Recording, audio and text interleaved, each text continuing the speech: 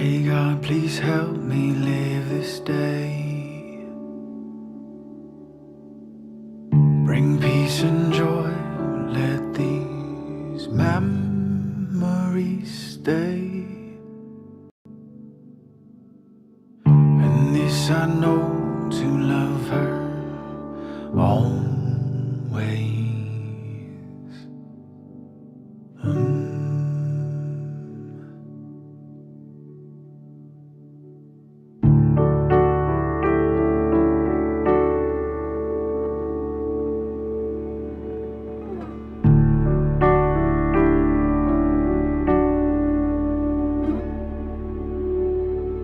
Pray God, please help me live this day. Let beauty overwhelm me, take my breath away. And when the years have gone, watching the setting sun, may these memories of her stay beautiful. Amen.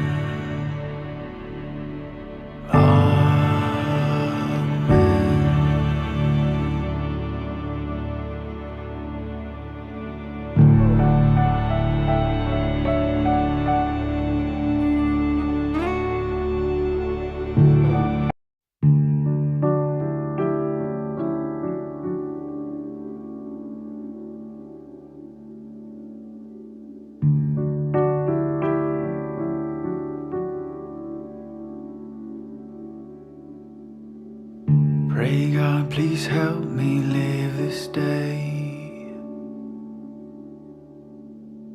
Bring peace and joy, let these memories stay. And this I know, to love her always.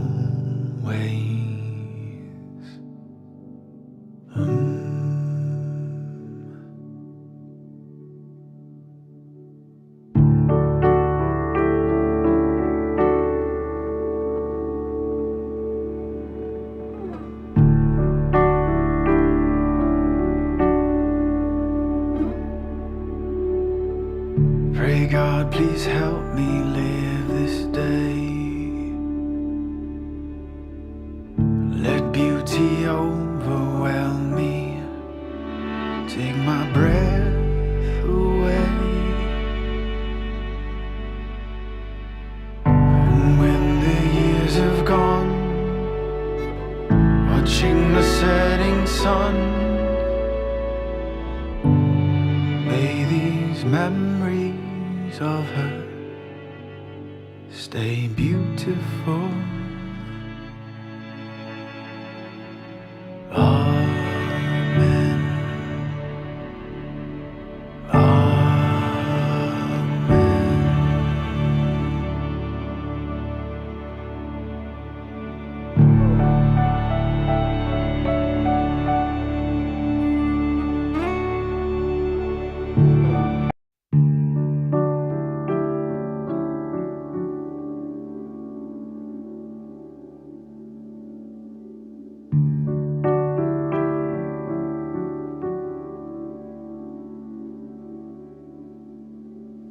Pray God, please help me live this day. Bring peace and joy, let these memories stay. And this I know, to love her always.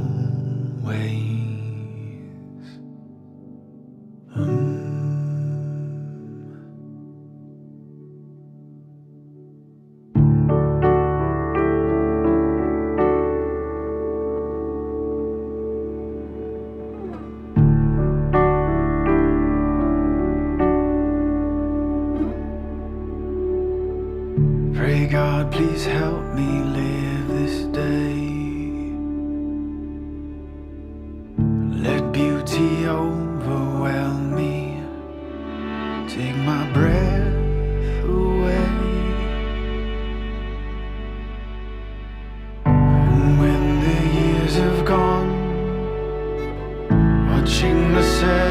sun. May these memories of her stay beautiful. Amen.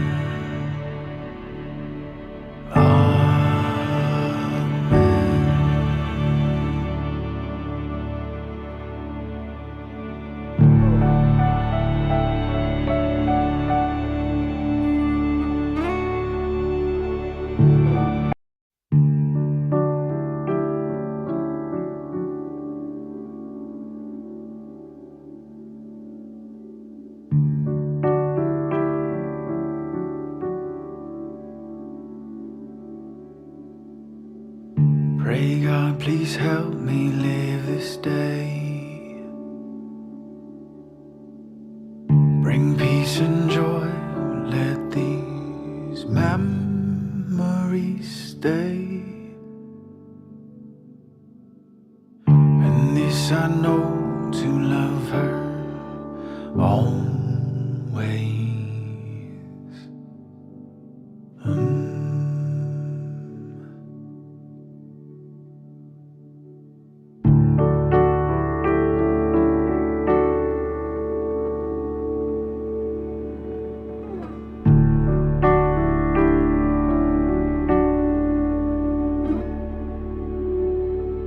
Pray God, please help me live this day. Let beauty overwhelm me, take my breath away. And when the years have gone, watching the setting sun, may these memories of her stay beautiful. Amen.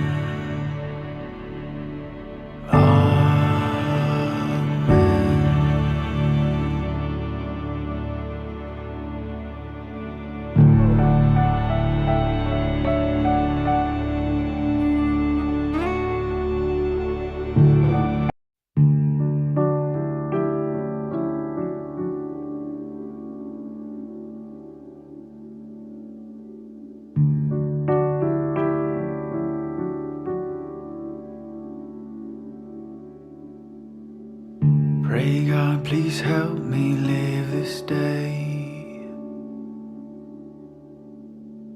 Bring peace and joy, let these memories stay. And this I know, to love her always.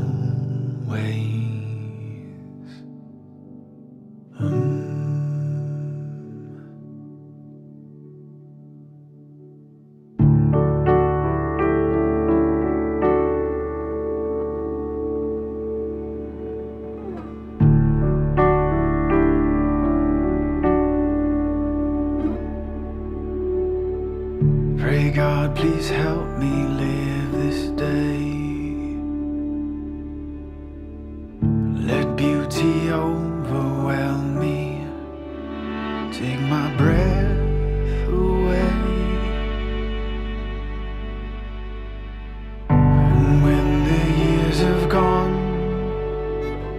watching the setting sun, may these memories of her stay beautiful. Amen.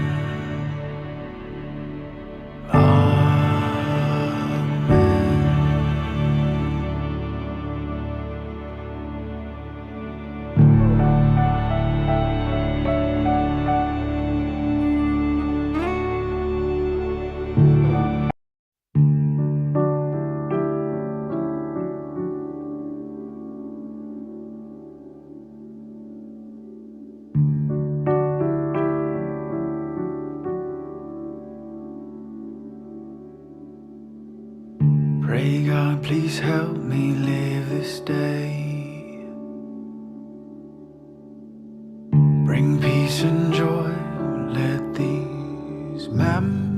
memories stay. And this I know, to love her always.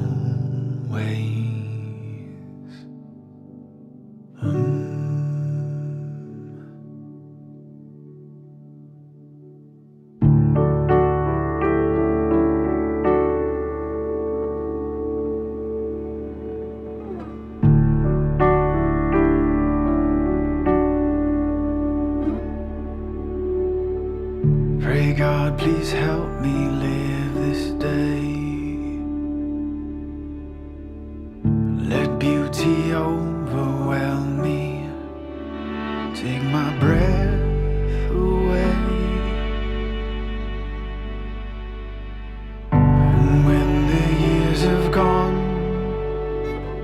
watching the setting sun, may these memories of her stay beautiful. Amen.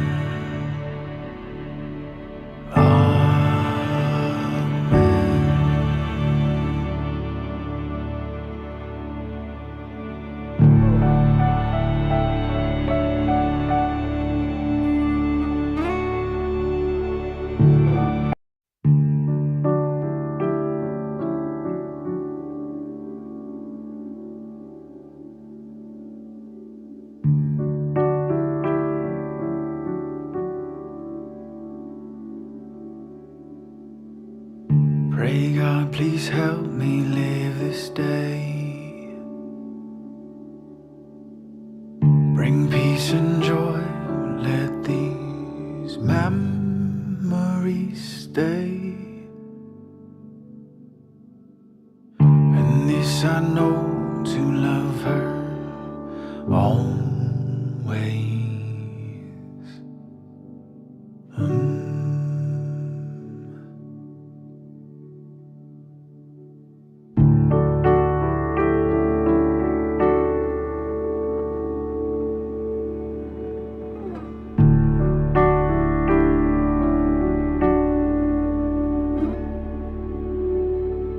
Pray God, please help me live this day.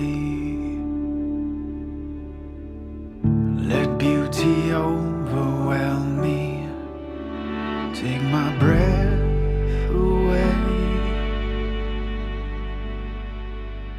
And when the years have gone,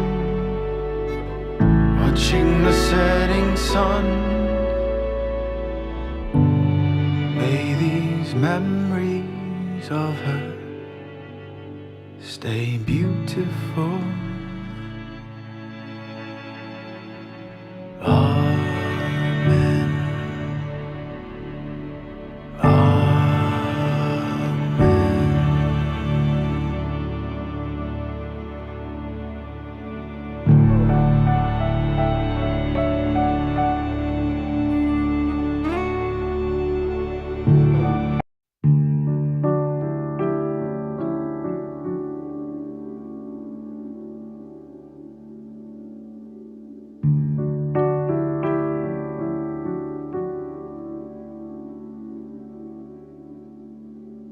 Pray God, please help me live this day.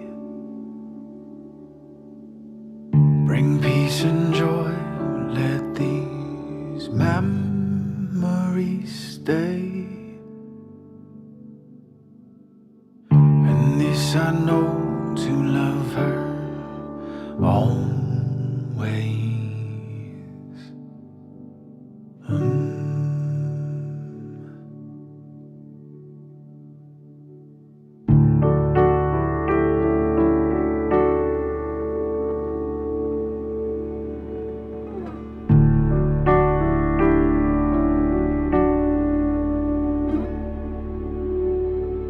Pray God, please help me live this day. Let beauty overwhelm me, take my breath away.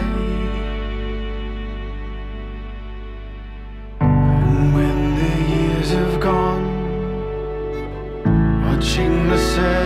sun. May these memories of her stay beautiful. Able to see me now? And can you all hear me okay? Yes, sir. Good morning. We can see you. We can hear you. Good morning. I'm gonna open my writing board. Good morning. Yeah, so are we ready to take off? Yeah, what we're gonna do beginning actually for the rest of this month is we'll be talking about, we'll be looking at a couple of things here, very important. And you're gonna come across some of that, especially when you start putting yourself out for, like when you start applying for jobs, you will come across, oh, by the way, for those that are watching me for the first time, my name is Emmanuel. I am the founder and CEO of T2S. This is the place where we train people to become cloud and DevOps engineers.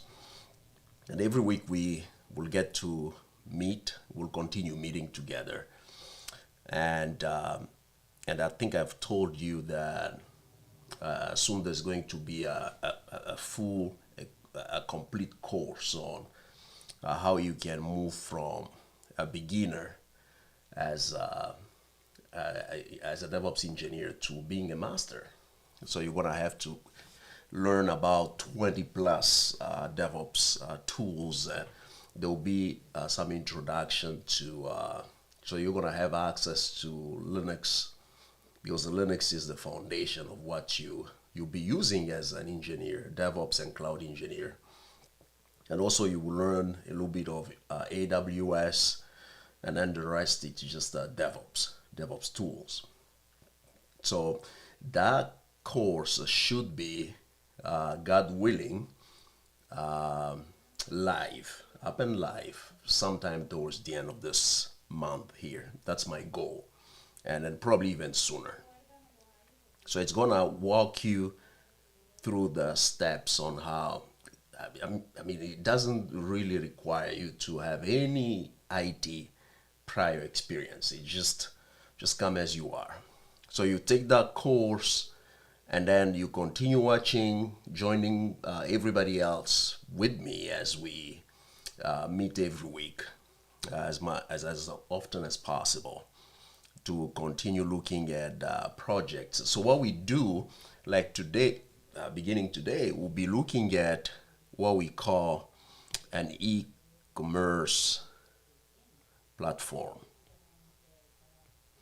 An e-commerce platform, you're talking of something like Amazon, where you buy your stuff. You're talking about eBay. You're talking about a lot of things, like even Best Buy online. So anything online that allows you to buy stuff, and so there's an inventory. There's a way for you as a customer to see what you need, and then once you like what you need, then you can put it into a cart. And once that's the checkout cart, and then you're gonna go to your checkout, and when you're satisfied with the product, then you buy it. And when you buy it, you receive an email saying, first you see something saying, hey, thanks for buying. Your product will be shipped very soon to you. So that's like a landing page. And then after following that, you're gonna receive an email with instructions about when you can expect to have your product shipped to you, and when you can eventually get it. So this is an entire infrastructure. And a lot of these companies, they use this approach here. So they use this. Amazon did it first. eBay, and then the list goes on. So that's what we'll be looking at. But today, I will just give you like an introduction of uh, what does it take to build something like this, something like Amazon, something like eBay, something like Best Buy. Sorry, it's Best Buy here. Best Buy, you know, something like that. And then that will be number one. So this will be our first major project.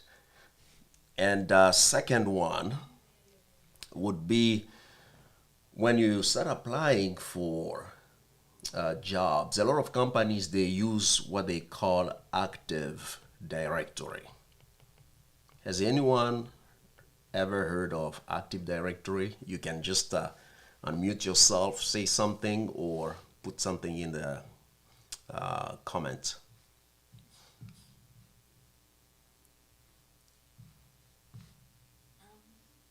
Yes, I've heard of,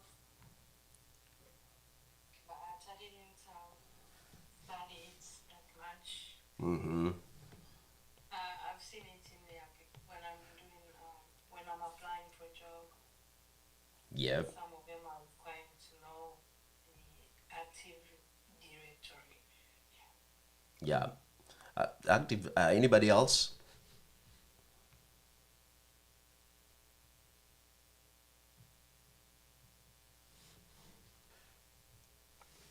Active Directory. It's a Windows-based tool, and I'm gonna give you an introduction this morning also. So we'll talk about that.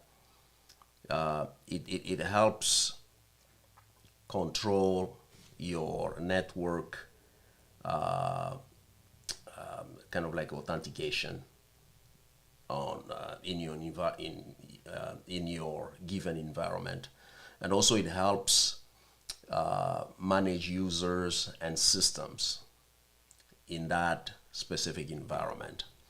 So we're gonna talk about that in just a few moments. So these will be two major things that we'll cover not only today but for the rest of hopefully by the end of the year. You guys will have a good grasp on how you can set up an e-commerce platform and how you can install and configure Active Directory on AWS, using AWS to create to even create a hybrid. So you create also a hybrid network. I would say hybrid. I would say environment.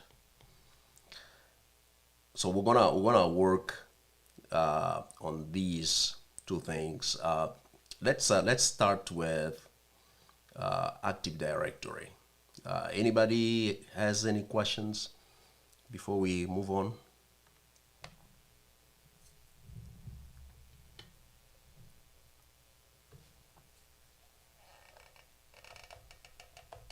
Okay, if not, then we're gonna move on. I'll share. I'll use a PowerPoint here. Use a PowerPoint to talk about these things here. So we're gonna begin first with Active Directory. I'll give you a PDF of this document, these two documents, and then what I want you to understand, and what I keep saying to everybody that I teach or mentor, it's that focus on the concept, because the concept behind e-commerce, that's, you can use it on AWS. We'll be using it on AWS. You can use it on Microsoft Azure. You can use it on Google. So technologies may change, but the concept is the same. And that's what I'm teaching you, and that's what I want you to know, and that's what I want you to remember. So remember that you have to focus on the concepts, because that's very, very, very important. So let's start with Active Directory. So when it comes to Active Directory, give me a moment here. I want you guys to see me too. When it comes to Active Directory, I want you to and as I said, I'll provide you with this document here. And for those watching on social media, if you want it, you're gonna have to put it in the comments box. Send me your email, and then send me an email, and then your email address, and then I'll send it to you. Setting up Active Directory for a centralized user management. So what I want you to remember here, it's not every single word as we look at this document here. It's that Active Directory, you use it for when you want to have a centralized user management. And this could be in a mid-sized or large organization. But for you to use Active Directory, you're gonna need these three things. You're gonna need to have DNS. First, you need AD, that's Active Directory and domain service role to be installed. You're gonna have to install that first. Then you're gonna have to install DNS. What does DNS stand for? Anybody?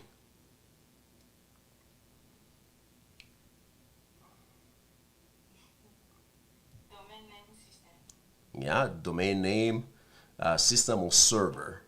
Okay, so you have DNS. You have to install that. And what do we need DNS? Why or what for? It resolves names. Exactly, for name resolutions. And what that means is that computers, they talk to each other using IP addresses, but we talk to computers using names, right? Names. So we name the same name we've named our people, our babies, our kids, our friends, or even nicknamed ourselves. We have also been naming systems. We give them a name, like a Mac OS Crooks or Chicago, or something like that. So any name. Like we have Google.com, you have Facebook.com. Your computer connecting to Facebook will not connect to Facebook computer by the name. It will connect to that server using that server IP address. And now for my computer to communicate, because I'm telling my computer, hey, let's go using the browser. Let's go to Facebook. I'm not telling my computer, let's go to google.com. Let's go to 8.8.8.8, 8.8.8.8, I think. So that's one of the Google public servers. We don't say that. We just say, hey, take me to google.com. But for my system to recognize, to make sense of the destination of where I'm sending my signal or my request, it has to resolve that, saying, okay, google.com, what does that mean? You say, hey, yeah, it's 8.8.8.8.8. Oh, that makes sense. So you see, DNS helps with that. So what about DHCP?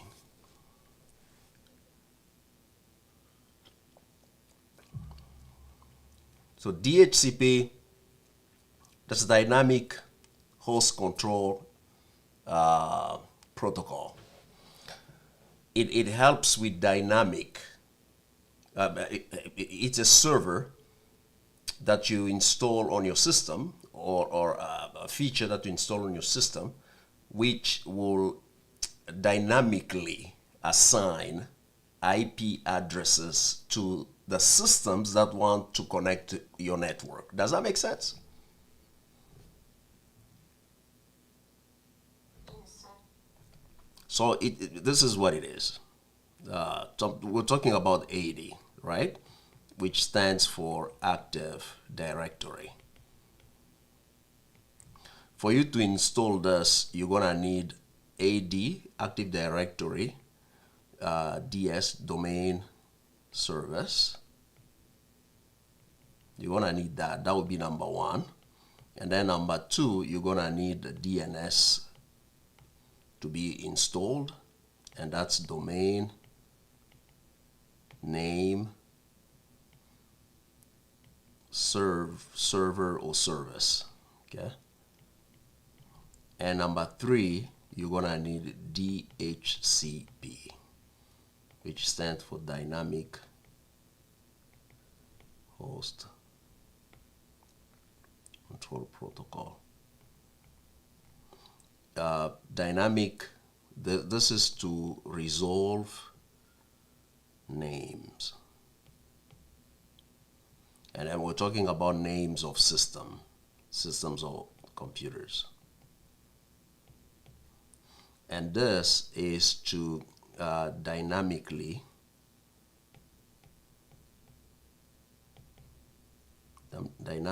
assign IP addresses to systems that connect to the network.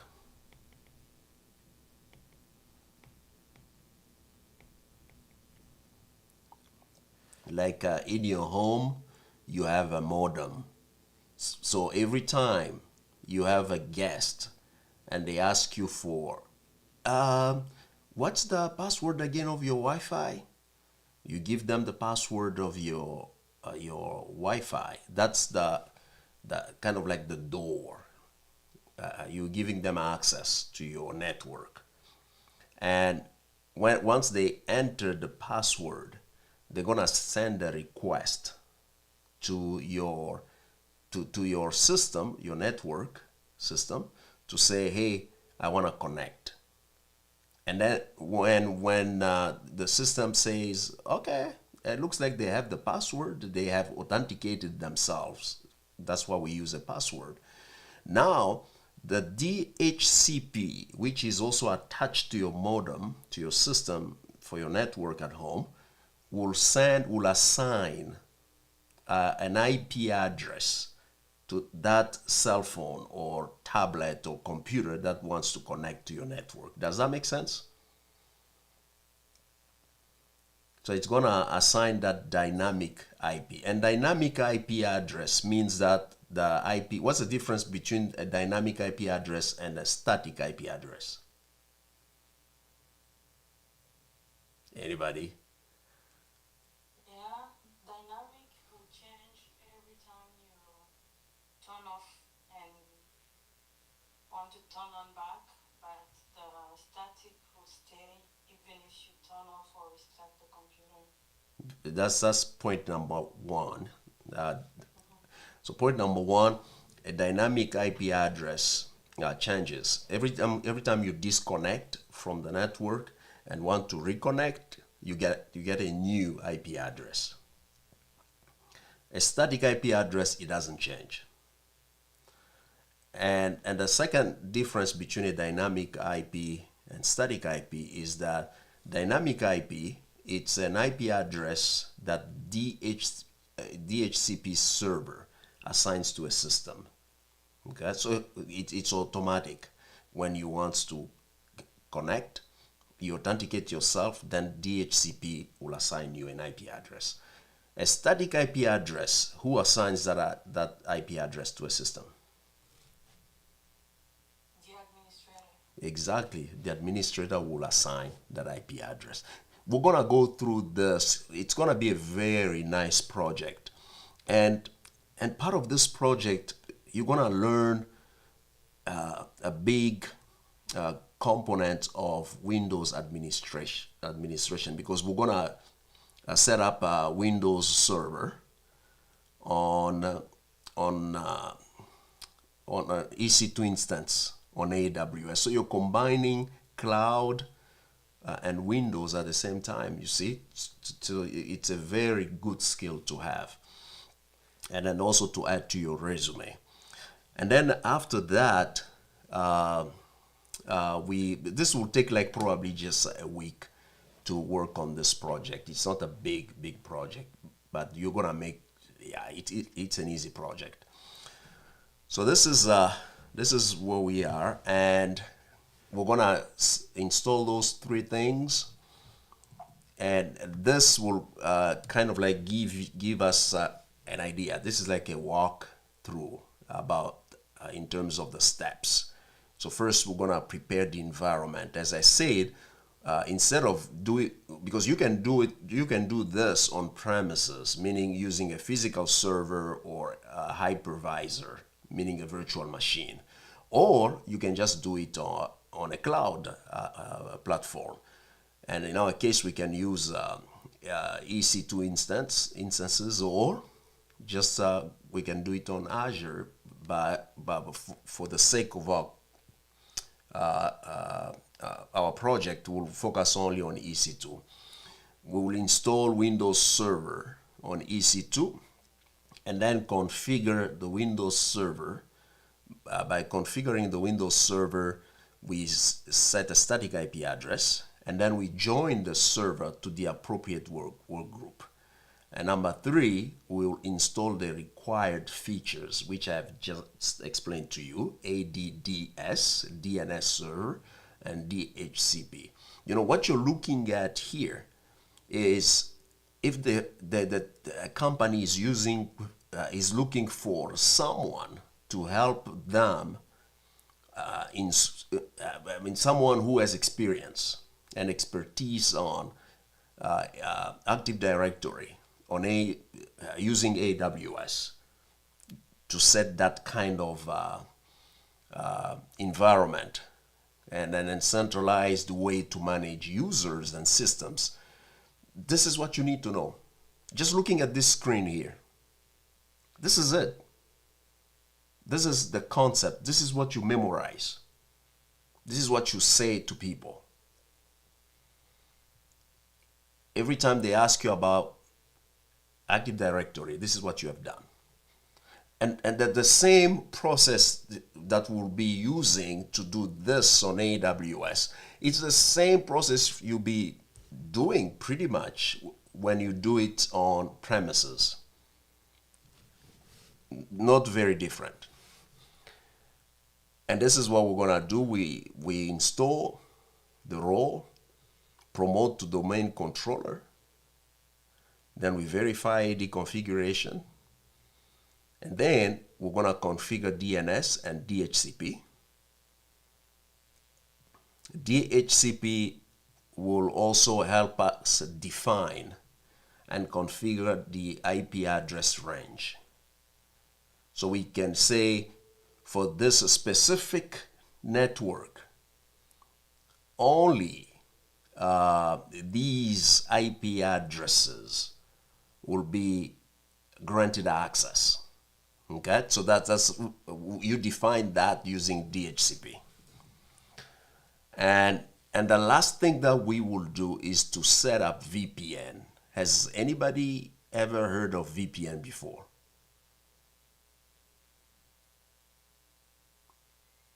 VPN, Yes. yeah, what does that stand for? It's a virtual private cloud. Yeah, that's VPC. Oh, Yeah, VPC, that's for AWS, yeah. That's the logical, yeah, yeah, go ahead. virtual private network. Exactly, virtual private network. Active Directory can help you do that. So you can embed that, integrate that into the process. And then these are the steps. that we'll be using, we install remote access. We enable routing and remote access service. We configure VPN. And then number 3, we create firewall rules, meaning that this is the port that will be open, which will allow traffic into our virtual private network. And then we're gonna test VPN connectivity. So what happens is when you get hired, and then this could be any job, could be IT or any remote job, companies, they always have their own VPN. And they use Active Directory, as part of the process to set this up. So that people working from home, they connect to that private network using VPN. This is what you'll be doing if you're working from home. You cannot gain access to the resources of your company without joining that virtual private network. So there's always an application on your computer that will require you to first you open that application, and that application will let you first. It's gonna be like an authentication process. So you open that, and then it's gonna ask you probably for your password, and if they have MFA, which is multi-factor authentication, they may probably require you to enter. First they send you a code on your phone, and then you use that to authenticate yourself. It could be anything that they may want to use, but this is kind of like the idea behind. And when we put our hands on this stuff, then it's gonna make more sense. Any questions?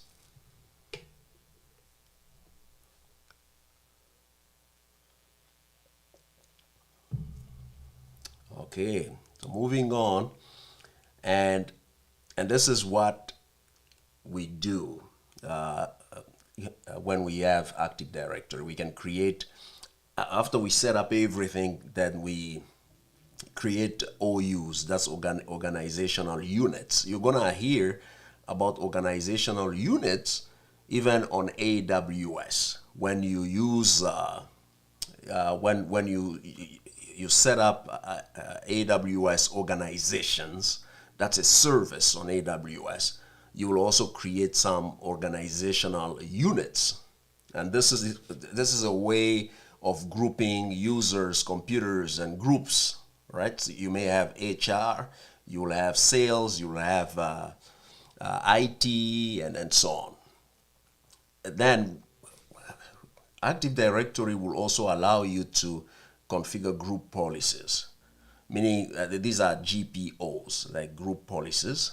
They allow you to enforce security settings and standardize user environment. So you create a group policy, and you apply that group policy to just an OU, organizational unit.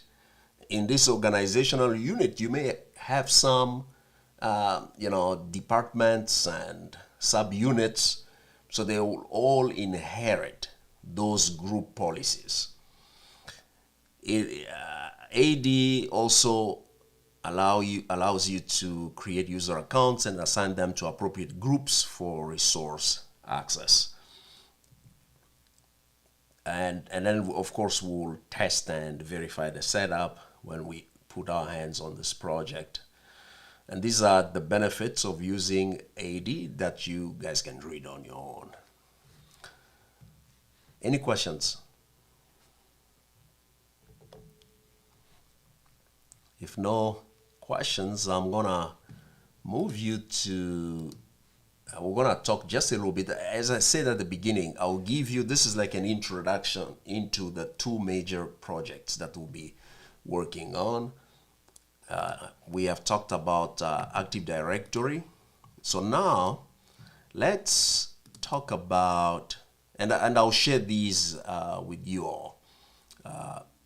Those joining as on Zoom, I'll put that on Slack, and I'll see how I can attach this also to this recording on YouTube as well.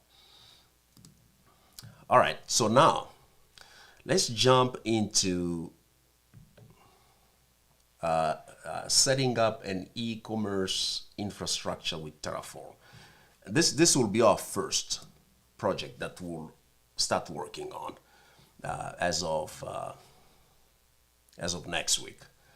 So we'll start with this one. It's an easy project, but again, as I keep saying to all of you, all of my students, all of the people that I mentor, is that you don't need to memorize the technologies, but you need to memorize the concepts. What's the concept behind this? Okay, so what does this mean?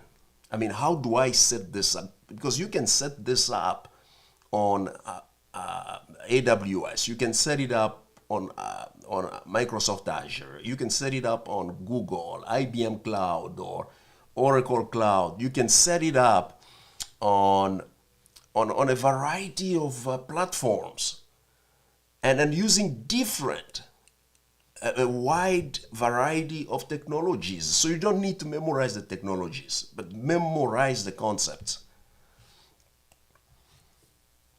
Because you may be hired by a company A. They use this kind of infrastructure, and then when your contract has ended with company A, you go to company B, and they use the same infrastructure but different technologies. You see, so if you don't understand the skeleton and the process, you'll always be lost.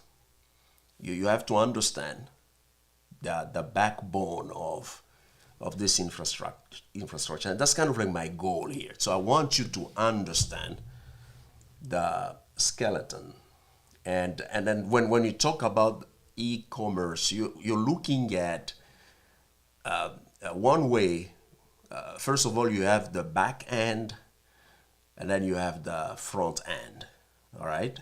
For any application or infrastructure that you provision, you're going to need a back end and the front end. The back end, this is where you have the developers, you have people like you.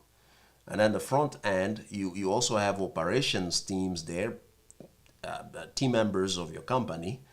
But these are the people that interact with the customers directly.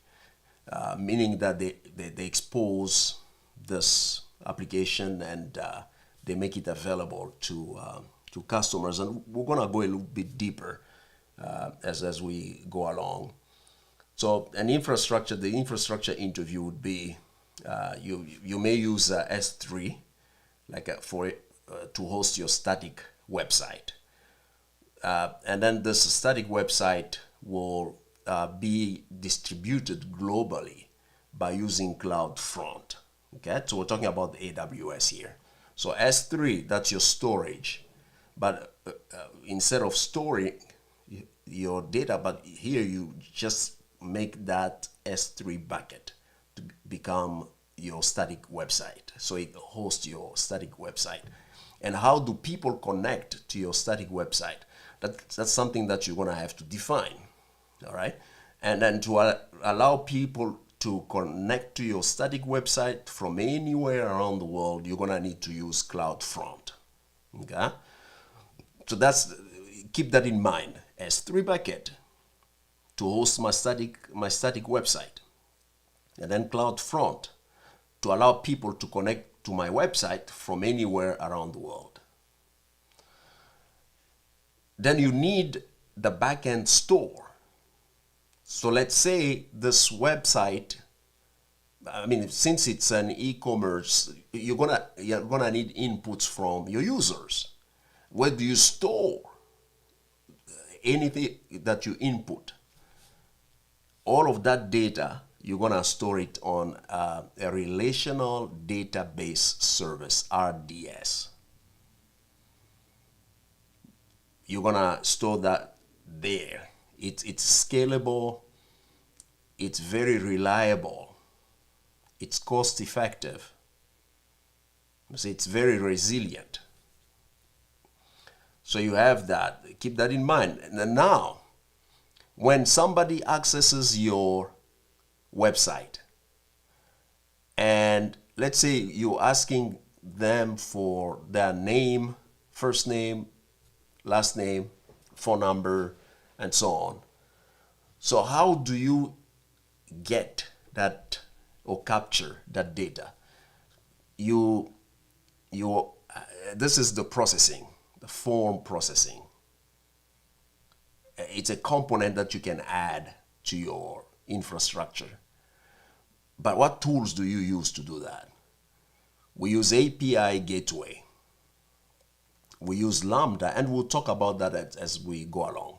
We use Lambda, and I use DynamoDB to handle user form submissions. And we're gonna talk about that as we continue working on this project. And then the other component of the infrastructure is multi-environment.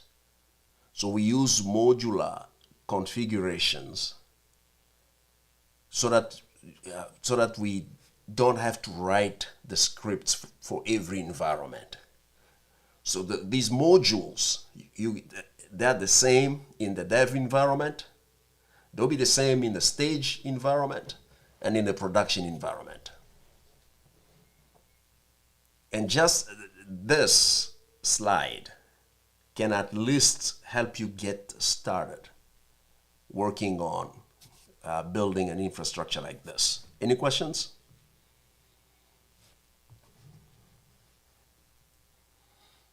All right. So this is kind of like what you would have. So everything is on AWS. You have CloudFront, very important, which allows people from anywhere around the world to connect to your website. And everything that they do, like when they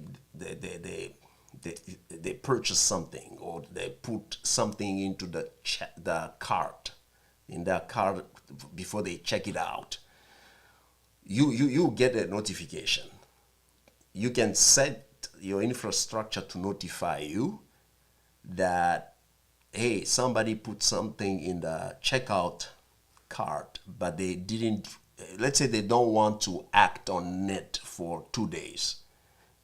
After a day, they can receive a notification in an email or a text message, say, hey, you forgot to check out your product.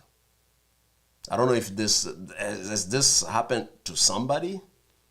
Probably yes, to most of us, right? You go to Amazon, you like something, and say, okay, I'll put it in my cart, and then you forgot maybe to check it out. And then after 2 days, you receive an email saying, hey, you forgot something in your checkout cart. And you can set that up easily. But at least what we have here, this is like a skeleton of what you need for this kind of infrastructure. And when you go through an interview applying for a job, you need to be able to explain this to them. To just say, hey, to set an infrastructure like that, so I'm gonna need these components. And this is what I've done. On one of the projects that I worked on, this is what I did. All right? And the key features of using Terraform to deploy an infrastructure like this one here is that, you can, first of all, you have modules. Modules give you some environment flexibility, meaning you have separate configurations for dev, stage, and prod to ensure smooth workflows. And I will explain that next week when we look at the Terraform scripts that I have already written for this kind of infrastructure. Then you have the front end hosting. You have S3 and Cloud Front. That's the front end. All right. So that's these are the components that allow your users, customers, to interface or interact with your application. And in this case, it's a website. You have serverless form processing. API Gateway and Lambda, they are serverless. So you don't have to worry about the underlying infrastructure. You only worry about the code. Lambda, and I'll talk about Lambda when we get to that point. Lambda uses functions, and these functions are written in Python or JSON. So you can use these functions to define what kind of flow you want to follow. Like Lambda can help you. For instance, let's say there is somebody has filled out the form. So and then when they fill out the form on the website, right? And once it's done and they click submit, so this will trigger because the S3 will be communicating also with Lambda. It's gonna trigger an event, and this event will talk to Lambda and also provision that code. It's gonna run the code in Python that you will have written to say, okay, take this information and put it into a DynamoDB table. So that's the flexible data storage. So it's gonna go to the DynamoDB, which is a NoSQL database, and we'll talk about that when we get to that part. Any questions so far?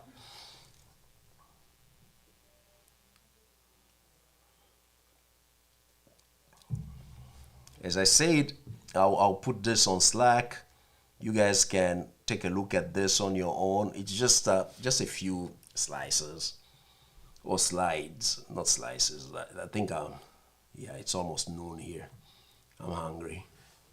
All right, so the script or the file structure that we will need for an infrastructure like this one here. So on the root level, we have T2S e-commerce there. That's the root level. And then the core components, we're gonna have modules. In these modules, this is where we have S3 buckets, CloudFront, API Gateway, Lambda, DynamoDB, RDS. And also we have environments. Environments, this is where we have dev, stage, and prod. Dev, this is where we develop our applications. We write codes. Stage, this is when the environment where we test test and improve on our code for our infrastructure application. And production, that means that our application is accessible to our clients. Any questions?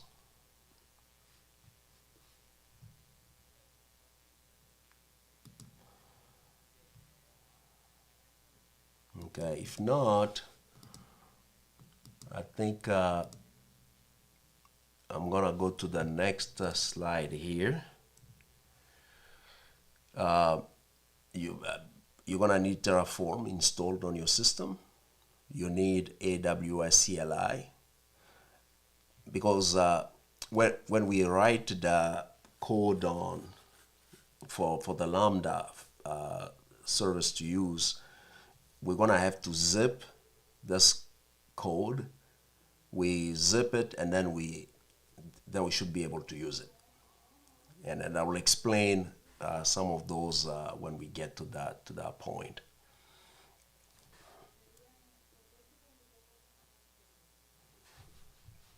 Any questions?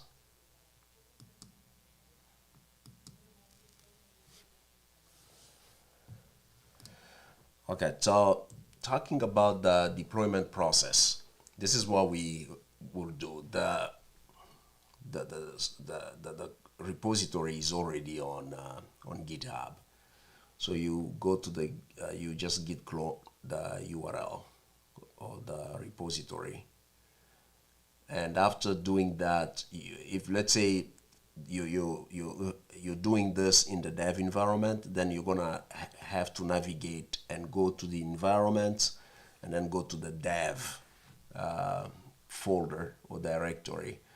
And when you get there, this is where you initialize your Terraform, you review your changes, and then you apply the changes by using Terraform plan to review, using Terraform apply to apply the changes.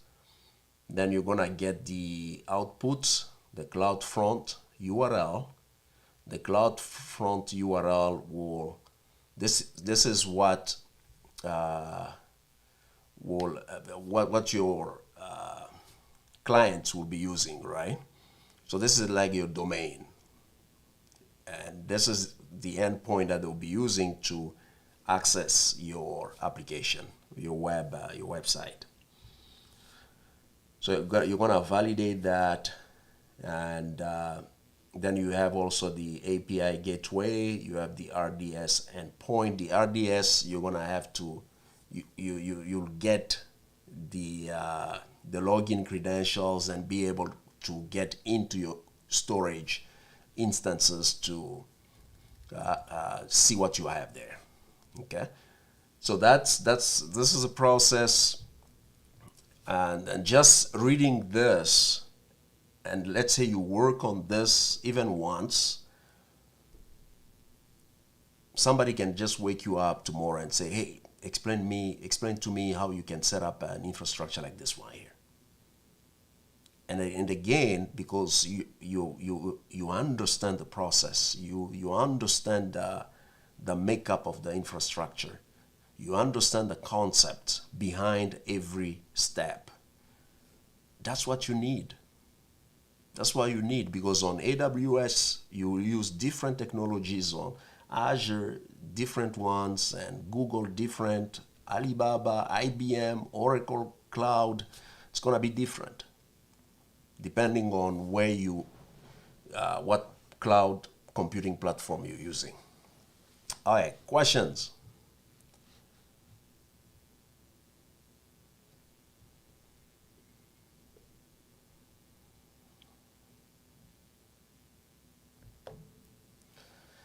Okay, all right. If not, this is what we have done today. We've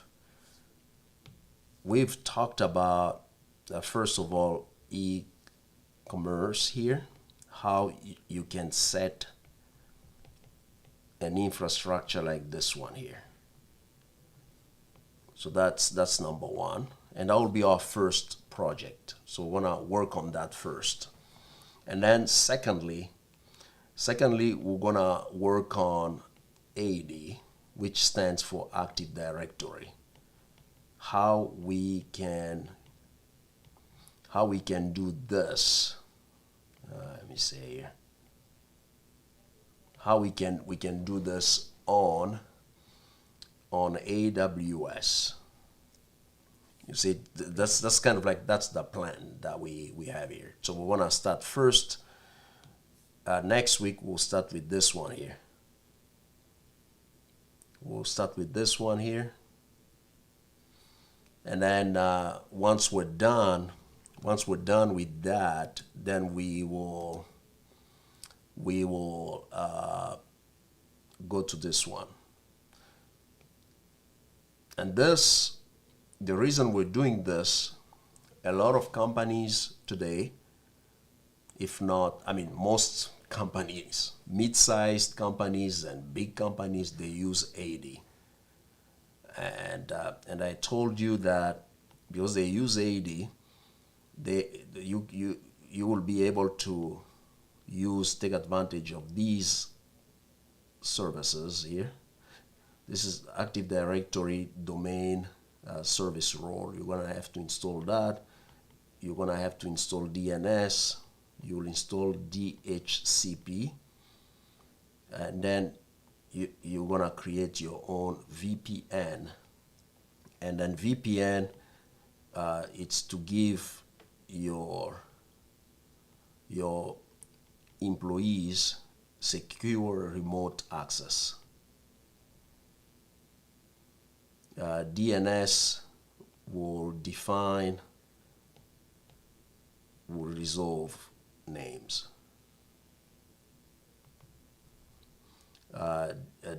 DHCP will dynamically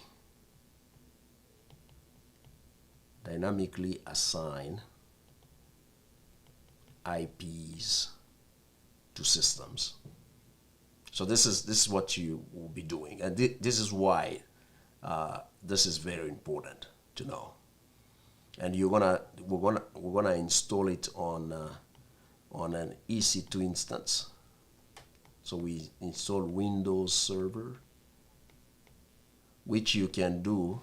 You can install and configure AD, Active Directory, on premises, or you can also do it on the cloud. But we'll be focusing only on the cloud here. So we do that, and then we can join.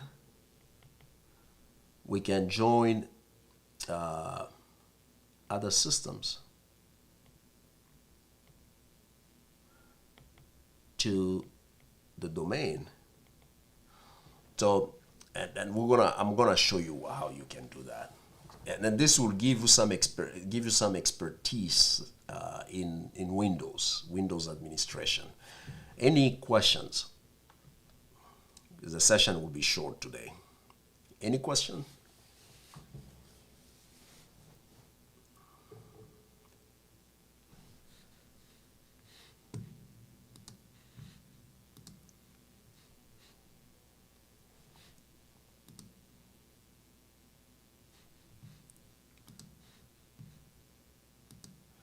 If not, I'm gonna take you to, you remember we talked about blue-green deployment, and I don't think I didn't do a video for you guys, but I plan on doing that sometime this coming week. My week was so fast, and I had a lot to do. So, but I'll finish that up for you guys. But it's if you just follow the steps here, just follow the steps. Gonna make it a little bit wider. If you just follow the steps here, you should be able to. So you git clone, navigate to the desired environment. It's the same process. Repeat the process. You do this for all of the infrastructure that you want to provision on AWS or any cloud computing platform using Terraform. So we're using Terraform. You're gonna navigate to the dev environment. You initialize, you plan and validate, then you apply. And when you do that, you're gonna have your S3 buckets. This one here, the blue environment setup, and you're gonna also have the green setup. After doing and also Route 53. After doing that, you need to go now manually set up your CloudFront in AWS on the console. So you go to the console, and where you go, when you get there, and you follow these steps here. Follow these steps. Don't try to experiment something that I didn't mention here. All right, just follow these steps, and do not add the alternate domain names. Don't do that, and I'll remove it probably later. So don't do that. You do for the blue, and then do it again for the green. When you go to, I'll show it to you here quick. Just give me a moment to log in. So when you go to CloudFront, CloudFront is a service that allows your customers from anywhere around the world to connect to your system, to your application. So we're gonna go to CloudFront, and here we are. So we, like here I have already disabled these. So I have this. They should look like this one here when you create the distribution. And follow the steps. A distribution it requires an origin, and because that's where you want people to connect to, right? Information you want people to access, it's gonna be the origin. And the origin, in our case, it's gonna be our static website hosted on S3 bucket. And then once you have that, and this is correctly done, this is your domain. This is what you use when you go to the browser. And in this case, it won't show anything. Okay, it will not show anything, but it's gonna show if you do it right, because this is the green. It's gonna show a green background with a text or message say welcome to the T2S blue green environment, and for the blue it's gonna say welcome to the T2S blue environment. So you have to get these ones here to something like this. I'm gonna delete this because I don't need them for now. And after you do that, make sure that you disable them. And then after some time, you're gonna be able to delete. You cannot disable and delete them at the same time. So, and now, so the thing is here. Is what I want to share with you now. The concept. So we need an S3 bucket. We need an S3 bucket, and once we have an S3 bucket, this is where we host our static website. But then we have our customers here. We have our customer. This is our customer. And for our customer to connect to our static website, this is where we need CloudFront.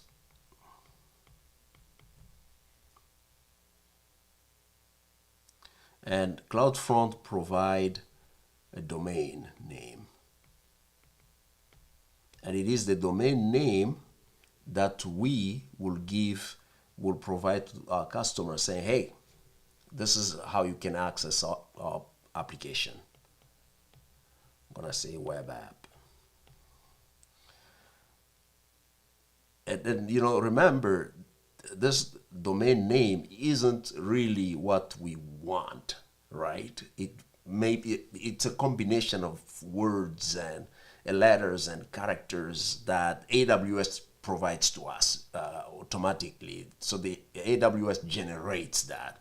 So let's say I want to say this is our product,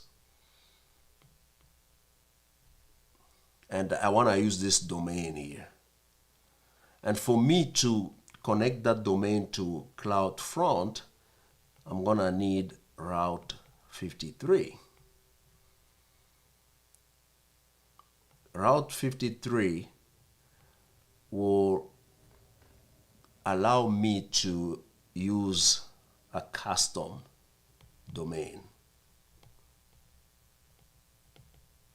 For me to use a custom domain, I need to register. So you're gonna have to register a domain, or you can transfer a domain, or you can point to that domain. Let's say your domain is hosted on Bluehost or GoDaddy or Google.com or AWS or something else, Microsoft Azure, whatever host provider you may be or domain provider you may be using. So you have these options. You have one, you can register on AWS and buy a domain. Two, you can transfer a domain from another domain provider to AWS. And three, you can just point your Route 53 to that domain. And then, so that the point is CloudFront, you're gonna have to go to Route 53, you create a zone, then you're gonna attach records to say, okay, you're gonna have to redirect traffic from CloudFront to this custom domain. So does that make sense to anybody?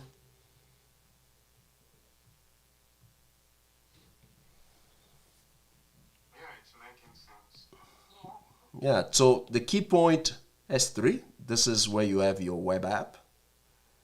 And then to have your customer get access to your application, you use CloudFront. And to use a custom domain, like you can say maureenproducts.com, for instance. To do that, then you use Route 53. Then, after this, then you can add, here you add your storage component. And then you can also add the other serverless tag to process something like form. When you have forms on your website, you can do order processing. So this is where you use things like API gateway. You use Lambda, and what else? And this is where you use DynamoDB, which also works for that, as well as you use that. And what else? And you can use also something like SNS. Anybody can say what SNS stands for? The simple notification service. Exactly. And this is also where you can use SQS. Anybody knows what that means?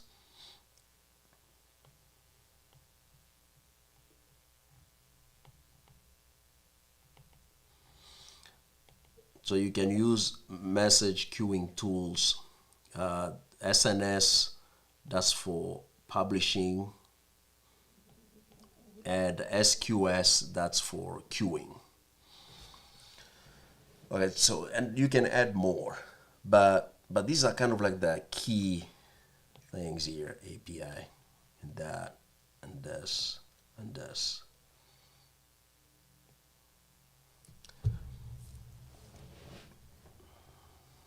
All right, if no questions, I think I'm gonna stop here today.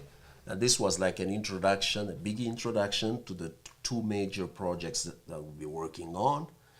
And for the next few weeks before the end of the year. But before I close, I just want to encourage you all.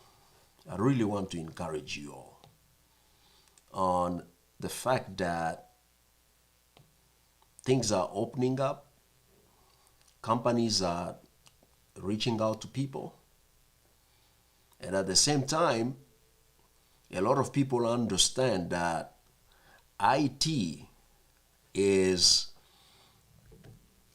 one of the few fields that can, in 7 months, you get trained and you can easily start with anything like this here. You can easily start with this over 100K, easily. And because of that, competition it's pretty much growing.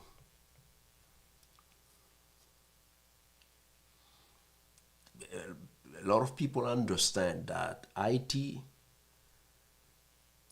you can easily get a job. And then the number of jobs are also going up. And do you know why? Because technology, everybody needs technology.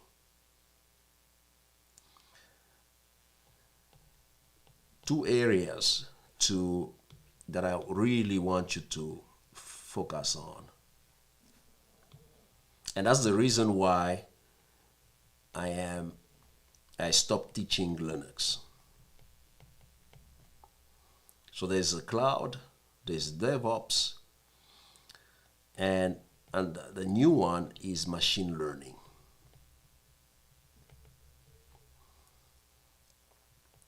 Cloud will always be there because we host everything on the cloud now, most of the things, right?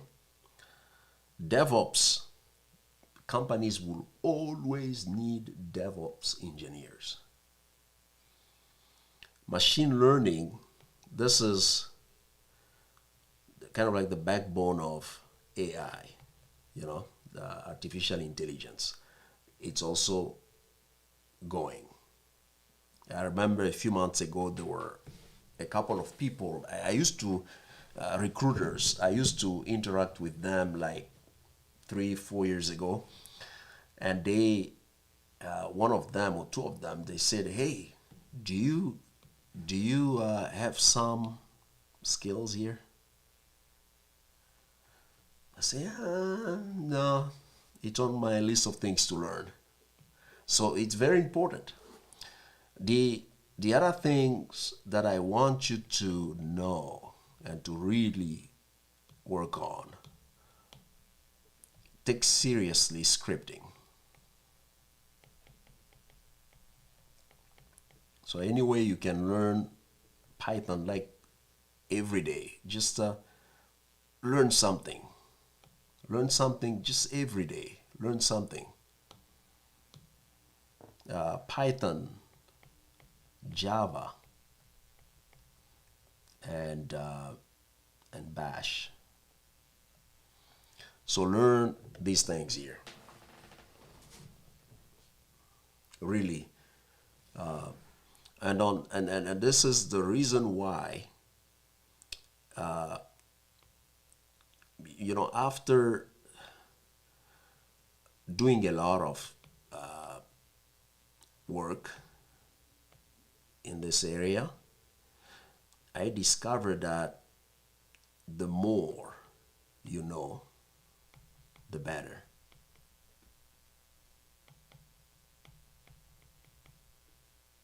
The more you know, the better.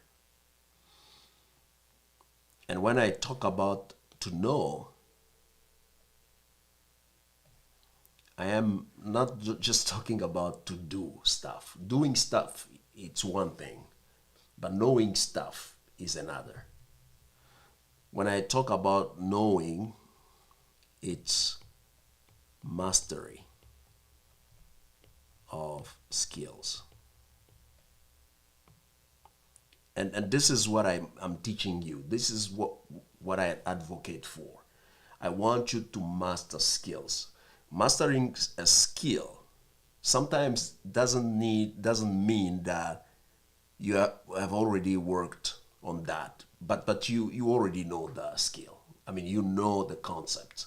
So that's very important, because you may have worked on a lot of projects, but if you don't know, you don't have any master of those concepts or skills, in front of a panel, let's say there's a panel, a company, a team of 3 or 5 people, they want to interview you on DevOps and cloud. They don't just want to know if you have worked on some stuff. They want to know if you know your stuff.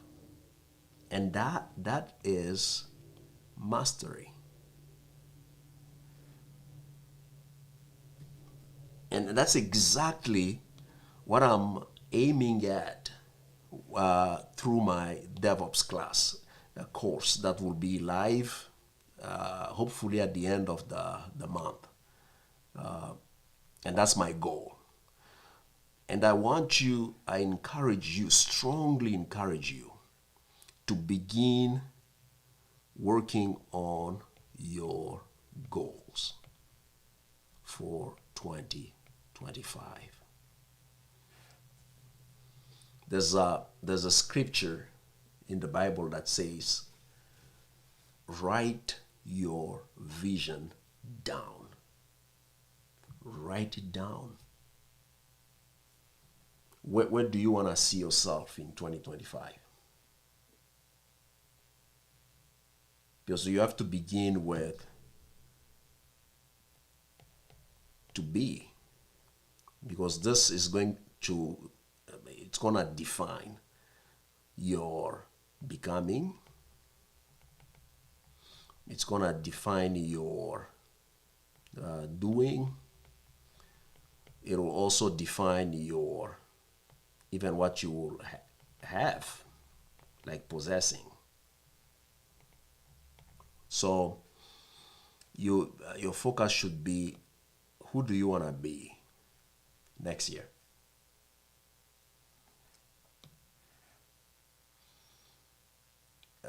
Remember, being a cloud or DevOps engineer, it is a role we play in life, right? It is a role, and it can also be a means. So now the question is, a means to what? You see? So you're not just learning stuff because you want to be a DevOps engineer. Okay, so you become a DevOps engineer, cloud engineer, and then you make your first 6-figure salary. So you're gonna make it, and then so what? So that's the fundamental question you have to ask yourself. You have to ask yourself, what will really fuel you and give you enough strength and motivation to do this, to even become a DevOps engineer?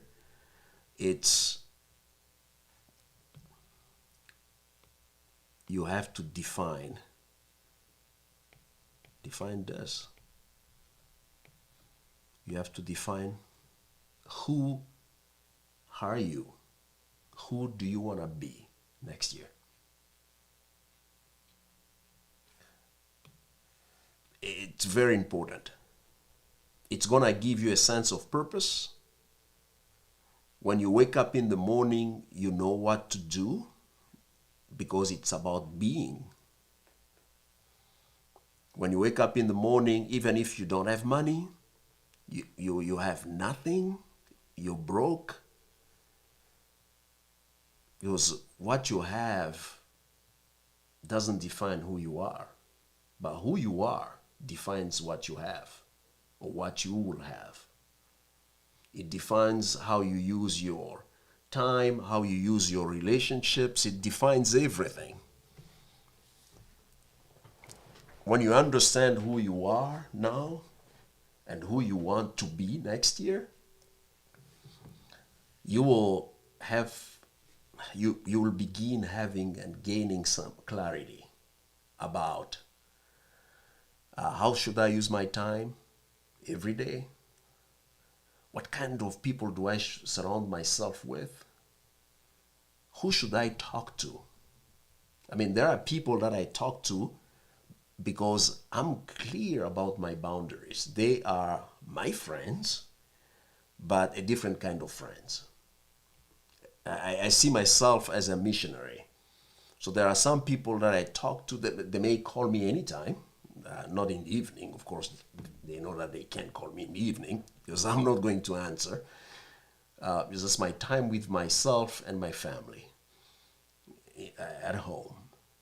And I know that when they call me during the day, I'm gonna answer. And I know what group of friends they belong to in my life. And I know what I can do for them and what I cannot do for them, because this is the kind of friends that I have. But at the end of the day, so whatever, at the end of the day, understand who you are and who you want to be tomorrow, who you want to be next year. So I'm gonna stop now. And if you guys don't have any questions, we're gonna end our session today. The next week when we get together, we're gonna begin working on our first project. If you have any issues with all the other things or the projects on our YouTube channel, I'm gonna just take you there quickly before we close. So let's go to my YouTube channel here quick. So if you go to my channel, you're gonna see, let me see here. For some reason I can't view channel here. Yeah, so if you go to my channel here, you're gonna see a lot of stuff here. And you know, most of these things, they're like you see this one here, installing GitLab on a local machine, how to do that. It's like a 40-minute video. And you just go there and watch it and practice. It's 40 minutes. What you can do, what I always recommend you all to do is, first you watch the video and have a pen and a piece of paper, write the steps down. If you go to this one here, and a lot of times I may have something here to explain a little bit of what we'll be doing, but some other times I don't. But you can find the steps, like with this one here. You just go to this GitHub repository, then you can find a lot of things there. So you can do that. So this is just one way to show you, just take advantage of some of these things here. And you may come across a company and they're looking for someone who can do Kubernetes stuff here, and there's one video here, and there's so many things that you can take advantage of here. So And then these are the recordings of our sessions. Like this one is from last week, so you can review this here on YouTube. For those who have been my students in the past, you can go to the Slack channel, and always post something there too. But here, this is your library. So come to my GitHub, look at some of the projects that I have here, and then try them. Just try. Make sure that every week you work at least on 1 or 2 projects. Just keep learning every day. And then I'll tell you what, I am learning right now. I'm taking some training over the weekend on Fridays and Saturdays. And I know a little bit of scripting, but I wanted to go a little bit deeper. So I'm learning too. And I paid somebody to teach me for that. So do that. That's one way to invest in yourself and also prepare for the future or future opportunities that may come your way. It's going to be very, very sad when somebody reaches out to you and says, hey, they're looking for somebody with these skill sets in the same company probably you're working for. And then you say, oh God. Because the point is, you may know AWS, but each company doesn't use all of the technologies on AWS. It may just be maybe they host Active Directory on AWS. And that's why they need a cloud engineer who knows Windows to manage Active Directory. And you'll be surprised. And they'll pay you $65 an hour. And you're talking there 120 or probably 125K a year. All right, questions?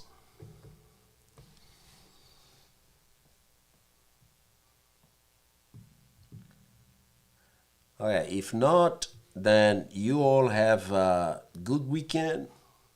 God bless. We'll talk to you next week. Thank you so much. Man, thank you so much. Thank you. Bye-bye.